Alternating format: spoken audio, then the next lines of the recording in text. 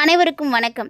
கடகராசிக்காரர்களுக்கு இனி வரக்கூடிய நாட்களில் என்ன மாதிரியான பலன்களை எதிர்பார்க்கலாம் அப்படின்றத தான் நம்ம இப்போ பார்க்க போகிறோம். அதுக்கு முன்னாடி கடகராசிக்காரங்களை பற்றி ஒரு சில விஷயங்கள் நம்ம பார்க்கலாம். ஏன்னா கடகராசிக்காரங்க கண்டிப்பாக நம்ம பார்த்தே ஆகணும். அதிகமாக உணர்ச்சி வசப்படக்கூடியவங்க இவங்க தான்.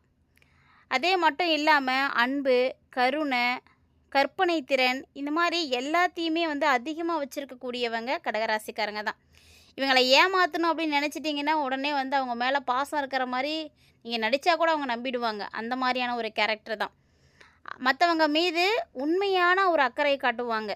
ஸோ நீங்கள் போலியாக கூட நடிக்கலாம். ஆனால் அவங்களுடைய அன்பு என்றைக்குமே போலியானதாக இருக்காது.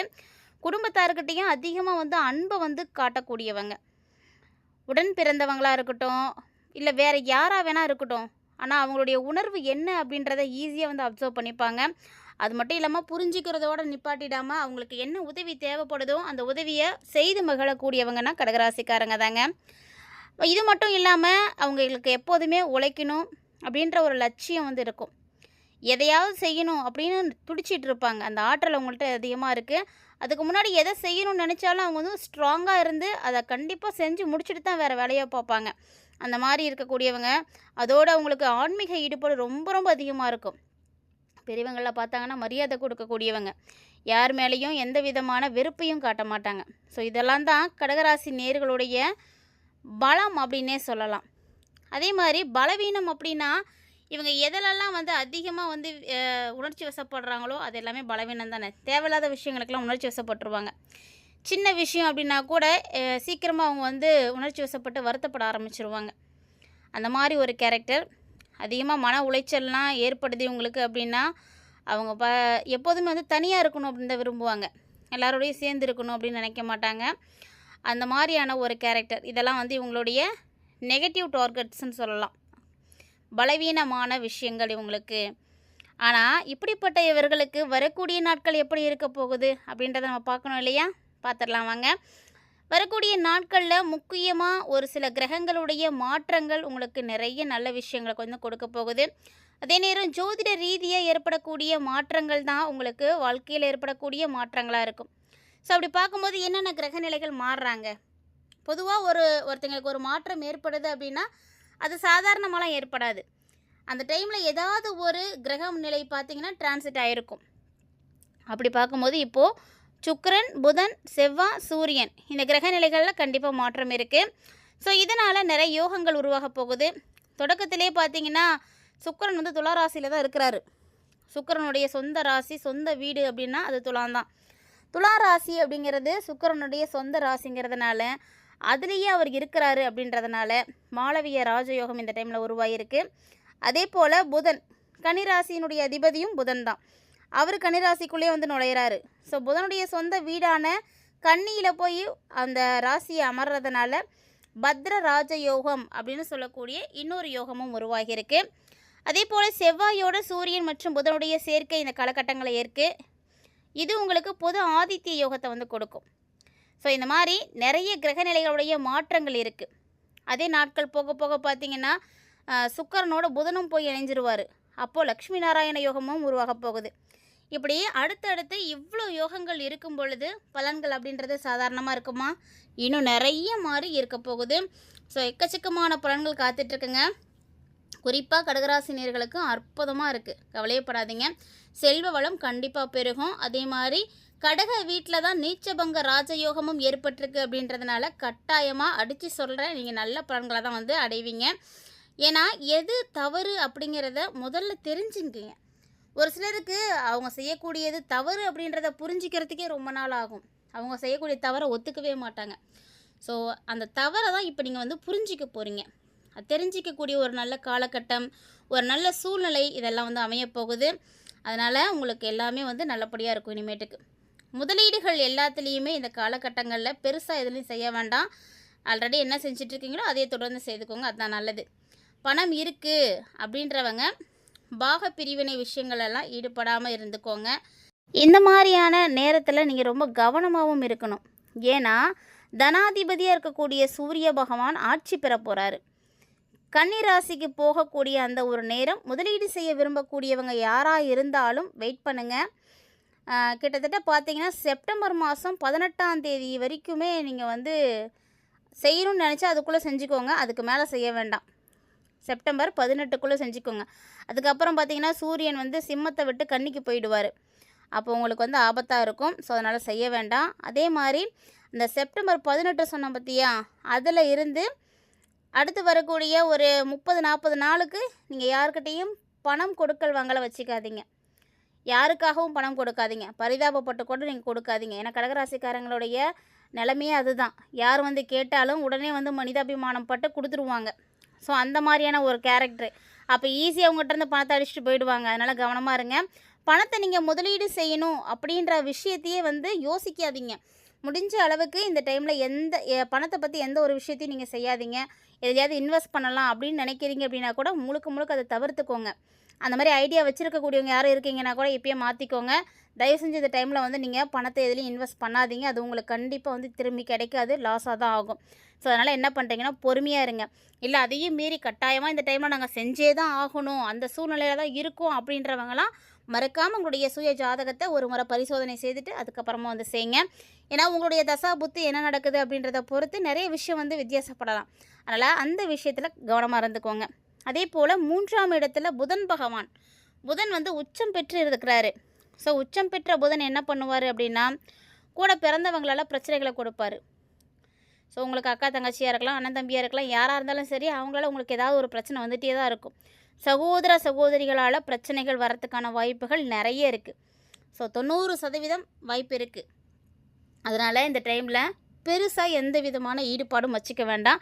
அமைதியாக இருந்துக்கோங்க. அதே போல் 3-12க்கு உடைய புதன் பகவான் உச்சமாக கூடிய இந்த ஒரு நேரத்தில் பூமி சம்பந்தமான விஷயங்கள், லேண்டை வாங்கிறதா இருக்கட்டும், இல்லைனா வந்து லேண்டை பிரிக்கிறதா இருக்கட்டும், லேண்டை விற்கிறதா இருக்கட்டும், ஸோ இந்த பூமி சார்ந்த விஷயங்கள் எதுவாக இருந்தாலும் செய்யாதீங்க. ஏன்னா இந்த டைமில் அது உங்களுக்கு மிகப்பெரிய அளவில் பிரச்சனைகளை கொடுக்கும். அதே மாதிரி செவ்வாய் பகவான் வந்து இந்த டைமில் உங்களுக்கு ஒரு மிகப்பெரிய லெவலில் நல்ல ஒரு பலன்களை கொடுக்க காத்துட்ருக்காரு. அது என்ன அப்படின்னு பார்த்தீங்கன்னா, செவ்வாய் நீச்சம் பெற போகிறாரு. அதோடு குரு பகவான் ஆல்ரெடி உச்சம் பெற்று இருக்கிறாரு. நீச்சம் பெற்ற செவ்வாய் உச்சம் பெற்ற குருவோடு வந்து இணையிறார் அப்படின்றதுனால அந்த இடத்துல உங்களுக்கு நீச்சபங்க ராஜயோகம் ஏற்பட போகுது. ஸோ இதனால் என்ன ஆகும், சொந்த ராசி, அதாவது விருச்சக ராசினியர்களுடைய ராசி அதிபதியான செவ்வாய் சொந்த ராசியான விருச்சக வீட்டை வந்து பார்ப்பார். அப்படிங்கும்போது உங்களுக்கு அற்புதமான யோகம் கிடைக்கும். பொதுவாக செவ்வாய் அப்படின்னாலே செவ்வாய் காரகனாக இருக்கக்கூடிய கடவுள் யாருன்னா முருகப்பெருமான் தாங்க. செவ்வாய் பகவானை வழிபாடு செய்கிறவங்க முருகனை நல்லா வழிபாடு செய்துக்கோங்க. உங்களுக்கு வேண்டியதை வந்து கொடுப்பாரு. மிகப்பெரிய அளவில் ஏற்றத்தை கொடுக்கக்கூடியவர்னா அது முருகப்பெருமான் தான். ஸோ நீங்கள் என்ன பண்ணுறீங்கன்னா முருகப்பெருமானை நல்லா மனமுருகி வேண்டிக்கோங்க. நீங்கள் கேட்டதை கண்டிப்பாக வந்து கொடுப்பாரு. அதே மாதிரி செப்டம்பர் மாதத்தில் உங்களுக்கு 20ஆம் தேதிக்கு அப்புறமாவே வந்து ஒரு நல்ல நாளாக அமையும். இந்த தினத்திலிருந்து நீங்கள் நினைத்ததெல்லாம் நடக்க ஆரம்பிச்சிடும். ஸோ முன்னாடியே நான் சொல்லிட்டேன் பரிகாரம் என்ன செய்யணும் அப்படின்னும். முருகனை தொடர்ந்து வழிபாடு செய்யுங்க, நல்ல மாற்றம் கிடைக்கும். ஏன்னா இன்னும் நாட்கள் போக போக சுக்கிரனும் புதனும் வேற இணைய போகிறாங்க. ஸோ சுக்கிரன் புதனோடு சேர்ந்து துளாராசியில் ஆட்சி பெறக்கூடிய அந்த ஒரு நேரத்தில் பார்த்தீங்கன்னா நல்ல ஒரு அமைப்பு இருக்குது. இதுதான் லக்ஷ்மி நாராயண யோகத்தை கொடுக்கக்கூடிய ஒரு அமைப்புன்னு சொல்லுவாங்க. ஸோ இந்த ஒரு யோகம் என்ன பண்ணும், வேண்டிய வளங்களை எல்லாத்தையும் கொடுக்கும், செல்வங்களை எல்லாத்தையும் ஏற்படுத்தி கொடுக்கக்கூடிய யோகம் தான் லக்ஷ்மி நாராயண யோகம்னு சொல்லுவாங்க. ஸோ அதனால் பெருசாக பிரச்சனைகள் அப்படின்லாம் எதுவும் கிடையாது. அதே நேரம் ஆரோக்கிய ரீதியாக எந்த அலட்சியமும் இருக்கக்கூடாது. ஏன் சொல்கிறேன்னா ஆரோக்கியத்தில் உங்களுக்கு பிரச்சனை இருக்குது. இந்த 24ஆம் தேதிக்கு அப்புறமா சுக்கிரன் புதனோடு சேர்றாரு பார்த்தீங்களா, அந்த நாளில் இருந்து உங்களுக்கு ஆரோக்கிய ரீதியான பாதிப்புகள் ஏற்படும். பணத்துக்கு பிரச்சனை இருக்காது தான், ஆனால் ஆரோக்கியத்துக்கு கண்டிப்பாக பாதிப்பு இருக்குது. அதாவது இந்த டைமில் இருந்து உங்களுக்கு தோல் பிரச்சனைகள் வரலாம், பல்லு, கண், முடி இது சார்ந்த பிரச்சனைகள் பார்ப்பீங்க. குறிப்பாக லேடிஸாக இருக்கீங்க அப்படின்னா கர்ப்பப்பை சார்ந்த பிரச்சனைகளுக்கு சிகிச்சை செய்துட்டு இருக்கக்கூடியவங்களாக இருக்கீங்க அப்படின்னா இந்த டைமு அந்த விஷயத்தை வந்து ஸ்டாப் பண்ணிக்கோங்க. அதாவது 24ஆம் தேதிக்கு முன்னாடி எதை செய்யணுமோ அதெல்லாம் செஞ்சுக்கோங்க. அதுக்கு பின்னாடி இந்த ட்ரீட்மெண்ட் வேலையை எடுத்துக்காதீங்க. அதுக்கு முன்னாடி உங்களுக்கு எதுவும் ப்ராப்ளம் இருக்குன்னா கூட நீங்கள் செய்துக்கோங்க. ஆனால் அதுக்கப்புறம் வந்து செய்ய வேண்டாம். முடிஞ்ச அளவுக்கு அவசரப்பட்டு எந்த ஒரு விஷயத்தையும் செய்யாதீங்க, தவிர்த்துக்கோங்க. அதுலேயும் குறிப்பாக இந்த காலகட்டங்களில் தங்கம், வைரம் இந்த மாதிரி வியாபாரம் செய்யக்கூடிய வியாபாரிகளாக இருக்கீங்க அப்படின்னா ரொம்ப நீங்கள் கவனமாக இருக்கணும். அதே மாதிரி 2வது இடத்துல கேது வந்து இருக்கிறாரு. ஸோ கேது என்ன பண்ணுவார் அப்படின்னா, பணத்தை வந்து தடுக்கக்கூடிய ஒரு சக்தி அவர்கிட்ட இருக்குது. அதனால் பணத்தை வந்து தடுப்பார். கடகராசிக்காரர்களுக்கு இந்த டைமில் பார்த்தீங்கன்னா ஒரு மிகப்பெரிய அளவில் மாற்றம் இருக்குது. என்ன மாற்றம் அப்படின்னா, உங்களுக்கு இந்த டைமில் நல்ல விஷயங்கள் நடக்கும். சுமங்கலிகளுக்கெல்லாம் நீங்கள் வந்து ஏதாவது பூஜை செய்யுங்க. நீங்கள் தீர்க்க சுமங்கலியாக இருக்கிறதுக்கு சுமங்கலிகளோடு சேர்ந்து ஏதாவது பூஜை செய்யுங்க. இல்லையா, திருமணமாகாத பெண்கள் யாருக்காவது புடவை வாங்கி கொடுங்க, வளையல் வாங்கி கொடுங்க.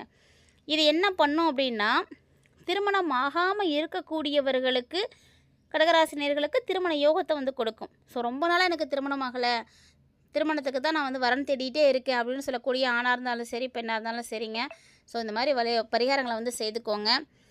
இது என்ன பண்ணும் அப்படின்னா, உங்களுக்கு திருமண யோகத்தை வந்து கொடுக்கும். திருமணத்துக்கு வந்து உதவியாக இருக்கும். இல்லையா, ஏதாவது சின்ன குழந்தைங்க இருக்காங்களா, அந்த குழந்தைங்கள வீட்டுக்கு கூப்பிட்டு அவங்களுக்கு வந்து இனிப்பு வாங்கி கொடுங்க. அலங்காரம் பண்ணுங்க. அந்த குழந்தைங்களுக்கு வந்து அலங்காரம் பண்ணி விடுங்க, இனிப்பு வாங்கி கொடுங்க. இதெல்லாம் உங்களுக்கு ரொம்ப நல்லது. ஸோ முடிஞ்ச அளவுக்கு நான் என்ன பரிகாரம் செய்யணும் அப்படின்னு சொல்லிட்டேன். எப்படி இருக்கணும் அப்படின்றதையும் கடகராசிக்காரங்க பார்த்துருப்பீங்கன்னு நினைக்கிறேன். இந்த காலகட்டங்களில் இந்த கடைசியாக சொல்லியிருக்கல 24, 25 இந்த தேதியில் மட்டும் கொஞ்சம் அமைதியாக இருந்துக்கோங்க. பெருசாக எதுவும் செய்ய வேண்டாம். அதே நேரம் நீங்கள் பயப்பட வேண்டிய அவசியமும் கிடையாது. ஏன்னா சொத்து, வீடு இதெல்லாம் வாங்குறதுக்கான யோகம் இருக்குது. ஒரு சில கடகராசி நேயர்களுக்கு நீச்சபங்க ராஜ யோகத்தால் அரச பதவிகள் கிடைக்கிறதுக்கும் வாய்ப்பு இருக்குது. வாழ்க்கையில் நீங்கள் அடுத்த படிநிலைக்கு போகணும் அப்படின்ற யோகம் கண்டிப்பாக இருக்குது. முயற்சி பண்ணுங்கள். குடும்பத்தில் நல்ல விஷயங்கள் நடக்க ஆரம்பிக்கும். ஸோ தொட்டது தொடங்கக்கூடிய இந்த ஒரு காலகட்டத்தில் கண்டிப்பாக மறக்காமல் என்ன பரிகாரம் சொல்லியிருக்கோமோ அதை எளிமையாக செய்துக்கோங்க. அது வந்து உங்களுக்கு இன்னும் நல்லா கை கொடுக்கும்.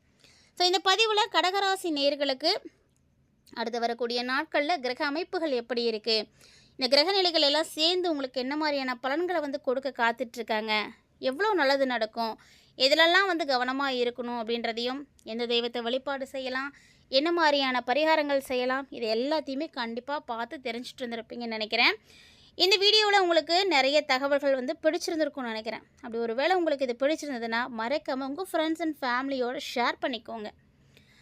இந்த பதிவை நீங்கள் பார்த்துட்டு உங்களால் முடிந்த அளவுக்கு எளிமையாக எப்படி பரிகாரம் செய்யலாமோ அதை நீங்கள் செய்துக்கோங்க. இந்த பரிகாரங்களை நம்பிக்கையோடு செய்யுங்க. கண்டிப்பாக உங்களுக்கு நிறைய நல்ல விஷயங்களை வந்து ஏற்படுத்தி கொடுக்கும். ஸோ பொதுவாக நம்ம செய்யக்கூடிய பரிகாரங்கள் சின்னதாக பெருசாக அப்படின்றதெல்லாம் கணக்கு கிடையாது. நீங்கள் எவ்வளோ செய்கிறீங்க அப்படின்றதும் பெருசு கிடையாது. எந்த அளவுக்கு நம்பிக்கையோடு செய்கிறீங்க அப்போ தான் அதுக்கான பலனை வந்து அடைய முடியும். ஸோ முடிஞ்ச அளவுக்கு நம்பிக்கையோடு செய்து பயன்பெறுங்க. கடகராசி நேயர்களை இது மாதிரி இன்னும் நிறைய விஷயங்களை உங்களை பற்றி நீங்கள் தெரிஞ்சுக்கணும் அப்படின்னு நினைக்கிறீங்கன்னா மறக்காமல் நம்ம சேனலை சப்ஸ்கிரைப் பண்ணிட்டு ஃபாலோ பண்ணுங்கள். ஏன்னா அடுத்தடுத்து நிறைய பதிவுகள் வந்து கொடுக்க இருக்கும். ஸோ அதை எல்லாத்தையும் பார்க்குறதுக்கு உங்களுக்கு ரொம்ப யூஸ்ஃபுல்லாக இருக்கும்.